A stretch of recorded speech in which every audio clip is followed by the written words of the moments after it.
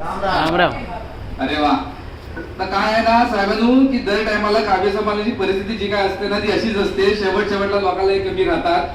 पण काय आता सवय झालेली आहे. तर माझं नाव आहे प्रतीक कळंबटे. मी आलेलो आपल्या रत्नागिरीवरनं आणि मी ह्याच भाषेमध्ये कविता सादर करण्याचा प्रयत्न करणार आहे. आजकाल कसा विषय आहे माहितीये का तुम्हाला, आम्हाला या गावठी भाषेचा ना तसा म्हणजे काय म्हणतात इन्फिरियरिटी कॉम्प्लेक्स वगैरे येतो. तर आमच्या ह्याच्यामध्ये ना इंग्रजी शब्द येत असतात. तर समजून घ्या. तर मी आपला हाडाचा शेतकरी आहे आणि शेती करत असताना ना आजकालची जी काही उदाहरणं हल्ली घडतात आहे म्हणजे तुमचं बदलापूर असेल, तुमचं पश्चिम बंगाल असेल, तुमचं बांगलादेशमध्ये काय काय झालेलं असेल ना, तर दोन लेकींचा जेव्हा आपण बाप असतो जो शेतकरी असतो ना तेव्हा फार काळजात चर्र होऊन जातं. तर तो जो शेतकरी बाप आहे तो आपल्या मुलीला काय सांगतोय ती माझी कविता आहे. माझ्या कवितेचं नाव आहे माझे बाय जरा जपून. माझे पाय जरा जपून, माझे पाय जरा जपून, ताबड ताबड माणसातला जनावर जागा झालाय. माझे पाय जरा जपून, माझे पाय जरा जपून, ताबड ताबड माणसातला जनावर जागा झालाय. माणूस परत 5000 वर्ष मागे गेलाय. तुझं वय किती?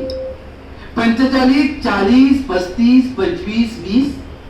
तुझं वय किती? 45, 40, 35, 25, 20. अगं मग तू 70 वर्षाची असलीस काय आणि 3-4 वर्षाची असलीस काय? तुझ्या सुरक्षितेची जबाबदारी इथे कुणीच घेत नाही. माझे बाय जरा जपून, माझे बाय जरा जपून. असं काय बाय ऐकलं ना की छातीत जो धडधडायला होतं. जे बाप असतील त्यांच्या मनामध्ये कधी ना कधी आलं असेल. असं काय बाय ऐकलं ना की तो छातीत धडधडायला होतं. अहो पोरगी म्हणून जन्माला येणं किंवा पोरगीचा बाप होणं म्हणजे पाप की काय क्षणभर वाक्याला लागतं. अरे पण निसर्गाशी 2 हात करणाऱ्या आम्ही झटकन स्वतःला सावरून घेतात. अरे पण निसर्गाशी 2 हात करणाऱ्या आम्ही झटकन स्वतःला सावरून घेतात. टोल झाडीच्या भीतीनं शेतकरी आम्ही अगो पीक घेणं का सोडून देतात. मंडळींनो ऐका, शेतकरी काय सांगतो, शात किती पण खोल नांगरलं ना तरी तण काय यायचं थांबत नाही. शात किती पण खोल नांगरलं ना तरी तण हृदयाचं थांबत नाही. वेळोवेळी त्याला उपटून काढल्याशिवाय पीक जोमात वाढत नाही. एक मोर्चा एक कॅन्डल मार्च काढून सांगतो तुम्हाला आता कायच भाग्याचं नाही. एक मोर्चा एक कॅन्डल मार्च काढून सांगतो तुम्हाला आता कायच भाग्याचं नाही. अहो वेळोवेळी कीट ठेचत राहायला लागल त्याशिवाय संस्कृतीचं पीक वाढायचं नाही. वेळोवेळी कीट ठेचत राहावं लागेल त्याशिवाय संस्कृतीचं पीक वाढायचं नाही.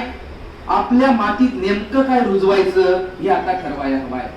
आपल्या मातीत नेमकं काय रुजवायचं हे आता ठरवायला हवाय. स्वातंत्र्याच्या नावाखाली नावे नाच करणाऱ्यांना हिरो म्हणायचं काय हे एकदा तपासायला हवंय.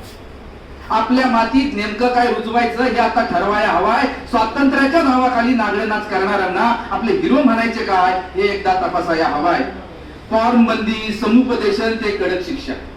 फॉर्म बंदी समुपदेशन ते कडक शिक्षा. काय उपाय करायचा तर करून घ्या आणि राजकारण्यांना सांगणार ह्यावेळी तरी राजकारण आणि समाजकारण तेवढं वसाड्यानो वाहिलं करून घ्या. ह्यावेळी तरी राजकारण आणि समाजकारण तेवढं वसाड्यानो वाहिलं करून घ्या. फक्त एवढंच लक्षात ठेवा, आजचं तुमचं कोणतं पण उत्तर उद्याचा प्रश्न आहे. एवढं मात्र जो समजून घ्या, काय तुम्हाला उपाय करायचा तो करून घ्या. तिकडं काय पण होऊ दे, तो लेखीला काय सांगतो आता बघा. अरे हो तिकडं काय पण होऊ दे पण आपण माझे बाय. तिकडं काय पण होऊ दे पण आपण माझे हाय मागं हटियाचं नाही.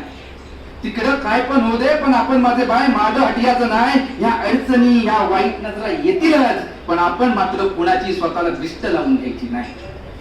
कधी झालंच चुकीचं कोणासोबत, समाज म्हणून आपली जबाबदारी काय आहे. कधी चुकीचं कोणासोबत त्या बाईला कधी एकटं टाकून द्यायचं नाही. कधी चुकीचं कोणासोबत त्या बाईला कधी एकटं टाकून द्यायचं नाही. आणि चुकीचा वागणारा जरी खर्च असेल त्याला कधी पदराखाली घ्यायचं नाही. चुकीचा वागणारा जरी खर्च असेल त्याला कधी पदराखाली घ्यायचं नाही. बाय माझे महाभारत आता घडवायची वेळ आता आलेली आहे. बाय माझे महाभारत परत घडवायची वेळ आता आलेली आहे. कारण दुःशासन प्रत्येक गल्लीत जन्माला यायला लागलेला आहे. फक्त द्रौपदी सारखं जो कृष्णाची वाट बघत आता बसायचं नाही. फक्त द्रौपदी सारखं जो कृष्णाची वाट बघत आता बसयाची नाही, साडीला हात घालणाऱ्याची हात कापायची तयारी आपल्याला ठेवायची आहे. साडीला हात घालणाऱ्याची हात कापायची तयारी आपल्याला ठेवायची आहे. हात कापायची तयारी आपल्याला ठेवायची आहे.